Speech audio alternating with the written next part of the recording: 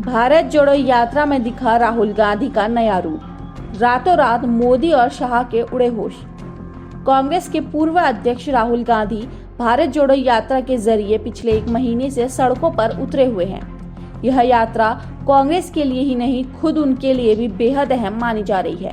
एक महीने के बाद उनके विरोधी हों या आलोचक राहुल की इस मेहनत और जज्बे को मानने लगे हैं। सियासत में लगभग 1.5 दशक बिताने के बाद भी राहुल गांधी पर उनके आलोचकों की ओर से लगातार एक के बाद एक गंभीर राजनीति का लेवल चस्पा किया जाता रहा है। इस एक महीने में उन्होंने कम से कम अपनी इस इमेज से तो मुक्ति पा ली है।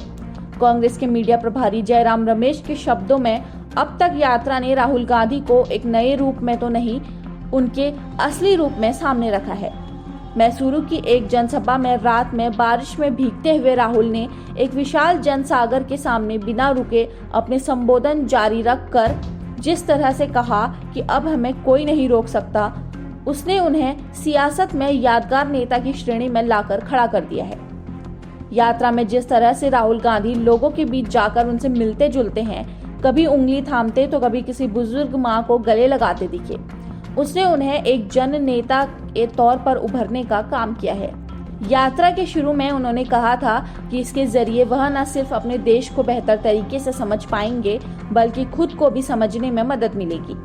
भारत जोड़ो यात्रा ने न सिर्फ कांग्रेस बल्कि इसके नेताओं और कार्यकर्ताओं के भीतर सड़क पर उतरने का जज्बा भरा है। पिछले कुछ सालों में कांग्रेस जो जमीन से कट चुकी थी, उसके नेता अब जिस तरह से लोगों के बीच पहुंच रहे हैं, पार्टी के भीतर संघर्ष करने का जज्बा जागा है।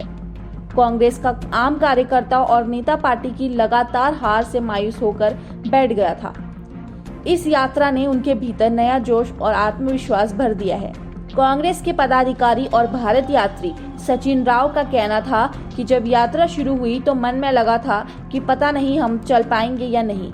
एक महीने बाद मन में दृढ़ विश्वास हो गया कि हम यह यात्रा जरूर पूरी करेंगे।